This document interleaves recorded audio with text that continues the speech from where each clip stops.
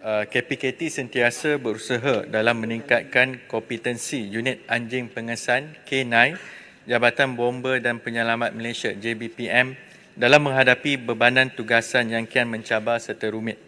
Pada masa kini, JBPM memiliki 32 aset anjing pengesan yang ditempatkan di 3 buah pusat pengoperasian unit K9 iaitu di Jalan Kelang Lama, KL, Serian, Sarawak dan Tuaran di Sabah. Kesemua anjing pengesan yang ditempatkan di pusat pengoperasian tersebut memiliki kepakaran tersendiri melibatkan 4 disiplin utama iaitu Urban Disaster Search and Rescue, Fire Investigation, Cadaver Wilderness dengan izin yang dipertua. Dalam mengatasi isu berkaitan anjing pengesan yang telah menjangkau usia 10 tahun dan mengidap penyakit kronik serta tidak ekonomik untuk dipulihkan, Kementerian melalui JBPM telah mendapat kelulusan agensi pusat dalam Rolling Plan ketiga RMK ke-12 bagi perolehan sebanyak 12 ekor anjing pengesan yang baharu yang dijangka akan diterima pada tahun 2025, 2 tahun lagi. Perolehan ini adalah bagi penggantian anjing pengesan melibatkan disiplin Fire Investigation dan Urban Disaster Search and Rescue. Anjing ini telah dilatih sepenuhnya oleh pembekal sebelum diserahkan kepada JBPM dan boleh digerakkan ke setiap operasi mengikut disiplin atau kemahiran anjing-anjing tersebut. Pada masa yang sama, pihak JBPM juga turut mengadakan latihan khas iaitu latihan penyesuaian acclimation bertujuan memberi penyesuaian terhadap persekitaran seperti suhu, cuaca dan bentuk muka bumi, dan juga latihan mewujudkan hubungan atau ikatan bonding iaitu proses untuk merapatkan hubungan di antara anjing dan pemegang anjing yang dilaksanakan selama 60 hari supaya anjing ini boleh beroperasi dengan efektif dan optimum.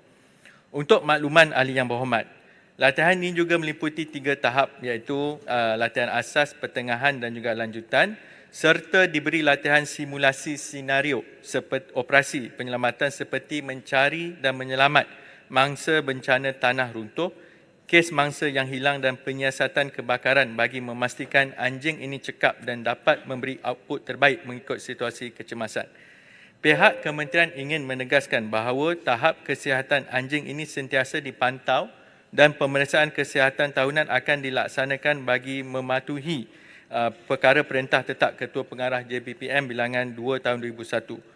Anjing ini akan menjalani pemeriksaan kesihatan, rawatan gigi, scaling dan juga diberi suntikan vaksin yang dicadangkan oleh doktor veterina setiap tahun. Setelah usia anjing melebihi 10 tahun, anjing tersebut akan menjalani proses imbasan X-ray, pemeriksaan pinggul atau pinggang, jantung dan lain-lain meliputi pemeriksaan darah, sel darah dan keadaan buah pinggang. Bagi tujuan pelepasan anjing-anjing pengesan yang dikategorikan sebagai aset hidup adalah dengan merujuk kepada arahan yang saya boleh detailkan kepada yang berhormat. Walau bagaimanapun, kalau boleh Datuk Speaker, anjing ini tidak akan dimusnahkan oleh JPPM walaupun selepas usia haiwan tersebut mencapai 10 tahun. Sebaliknya, atas dasar penghargaan kepada khidmat aset hidup ini, maka JBPM telah mengurus kebajikan anjing-anjing dari segi tempat tinggal, makanan, pemeriksaan kesihatan dan juga pemberian suplemen tambahan selepas ditamatkan daripada perkhidmatannya.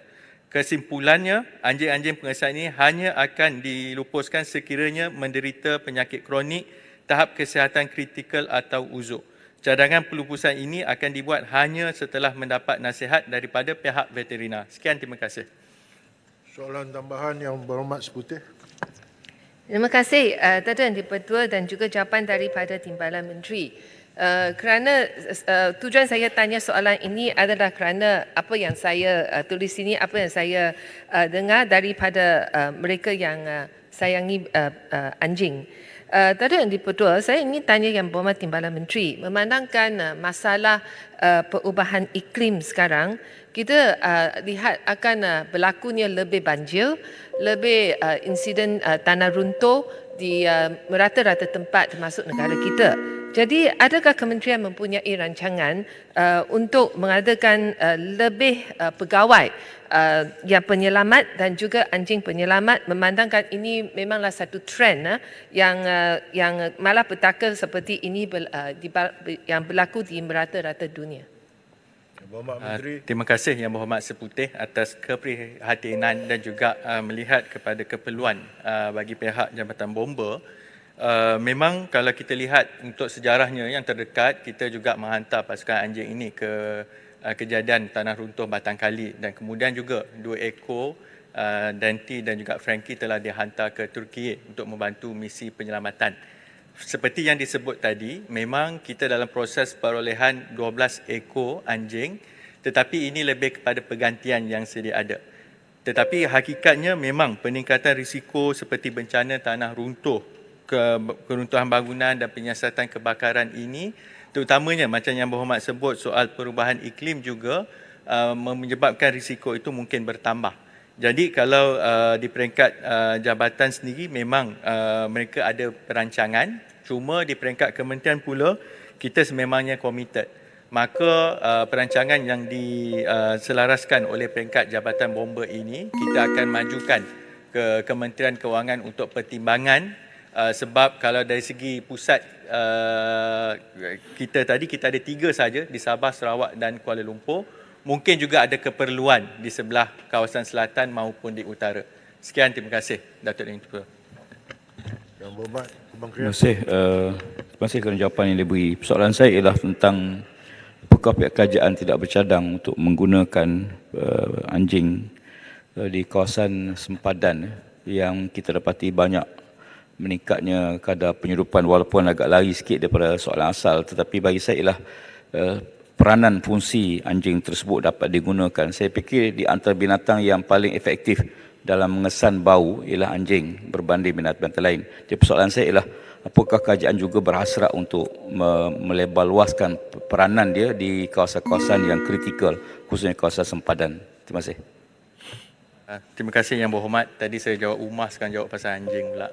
Yang mana kalau kita lihat anjing di bawah unit K9, di bawah pengelolaan Jabatan Bomba dan Penyelamat, fungsinya tertumpu kepada 4 perkara tadi, iaitu lebih kepada soal Urban Disaster Search and Rescue, misi mencari dan menyelamat, juga soal penyiasatan kebakaran, fire investigation.